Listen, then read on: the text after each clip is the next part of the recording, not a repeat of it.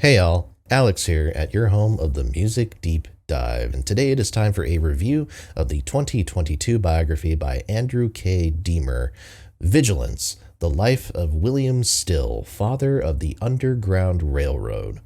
Andrew K. Diemer, professor of history at Towson University, received his doctorate at Temple University, and his doctoral research which he talks about in the introduction of this book, really focused on this idea of black citizenship in America during the pre-Civil War era, specifically in the kind of mid-Atlantic regions, areas where an African American could actually be free-born during the early 19th century, and kind of discussing what being a free-born African American meant for their opportunities and what it did not mean in terms of their safety.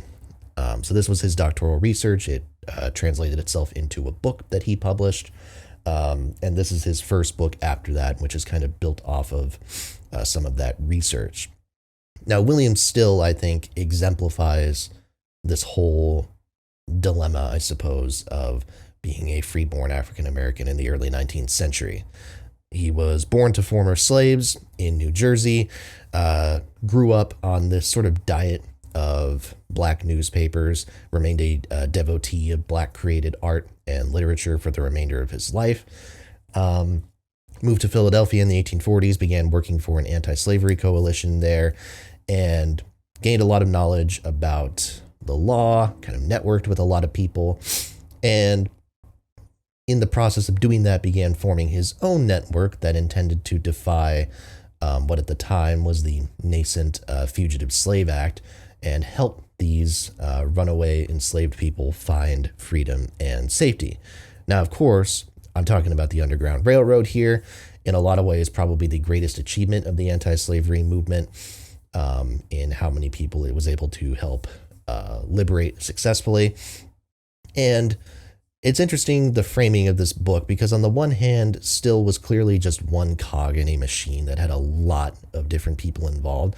But on the other hand, Still was also the, not the ringleader necessarily, but he was one of the kind of key figures who would be called on to help defend any slaves who were put on trial. The Jane Johnson affair, which takes up an early chapter, comes to mind. And that balance is tough. The idea, the balance between praising the individual success of Still while also talking about the collective efforts of everybody else involved. And I think it's impressive how much Diemer succeeds here. And at times, this comes to the removal of Still from the story for a little while to focus on other people who were part of the affair, who were part of the operation. But in a way, I think that feels appropriate to how Still approached it. Not a self-centered person by the sounds of it. Someone who was clearly an advocate, sometimes like to kind of move in the shadows, move in the background. And I appreciate how there is still time made for acknowledging his accomplishments and what he did, while also talking about the scope of the project, while talking about the hundreds, thousands of other people who partook, both other enslaved people, both free African Americans up in the Mid-Atlantic and Northeast, also certain white allies as well. There's one of my favorite stories from the book is one related to allyship. This guy, Captain Albert Fountain, who helped transport a bunch of fugitives aboard his ship and developed such an efficient method of hiding them that at one point authorities who suspected him of transporting slaves actually raided his ship, and he literally took out an axe and destroyed the deck of his own ship to prove that he was hiding nobody, quote unquote. So it's interesting stories like that that really show just how massive of an operation it was. And that's where, again, I think Diemer nails the two different scopes of the project.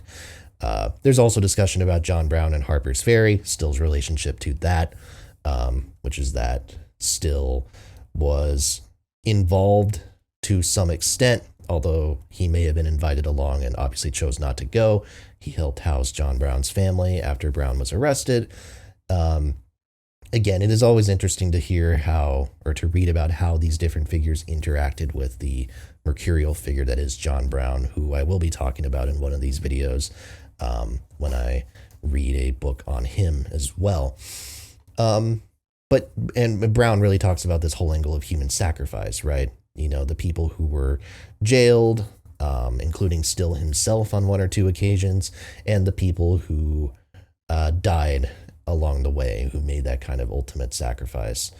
The Underground Railroad famously was very successful because, as far as how few people actually died during the trek, and how much still took pride in that. So anytime someone did pass away, even if it was from illness or something like that, he took that very personally. He interpreted that as a failure on some level. So those are powerful moments as well. Additionally, I think the post-Civil War discourse, so after Emancipation Proclamation, after the war ends, I think it is interesting to see how Still and his legacy began to define themselves after that point, because Still lived until 1902. So he saw quite an extended period of Reconstruction, early Jim Crow laws, that sort of thing. And it's interesting to read in particular about how much Still was actually disliked by the younger members of the civil rights activists population, I suppose, because he was associated with this idea of black elitism. And part of the reason why is because in particular, when he was suing to try to lobby for integration of streetcars, he uplifted this idea of successful blacks being this like argument against racism. The fact that these people were just as educated as the most educated white people, that sort of thing. And the kind of next generation of civil rights activists thought that that was uplifting the black elite at the expense of those of lesser means. And so Still was not necessarily the most popular person across the younger generation, which is a very interesting thing to read. You read similar things about Frederick Douglass and that sort of thing.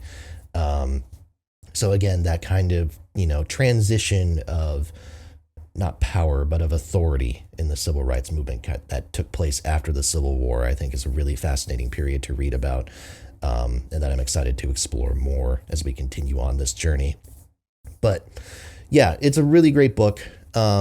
Again, I call it a biography. It is a biography, but it definitely takes the time to process everything else that is significant about this period. And a lot of other stories, I think, are told even in kind of micro form here. And I strongly recommend it. I think Still is a figure who is not quite a household name in the way that your Frederick Douglasses or your Harriet Tubmans are. And perhaps this book will do something to change that. And if nothing else, I think it is a good way for people who don't know that much about the Underground Railroad to educate themselves on it, because it is very important. And the more you read about it, I think the more impressive it really turns out to be. So with that, I want to thank you all so much for watching. Please make sure to like, comment, and subscribe. As always, more reviews are to come. Hit that bell for notifications and tell a friend as well. Thanks so much. I'll see you next time right here at your home of the Music Deep Dive.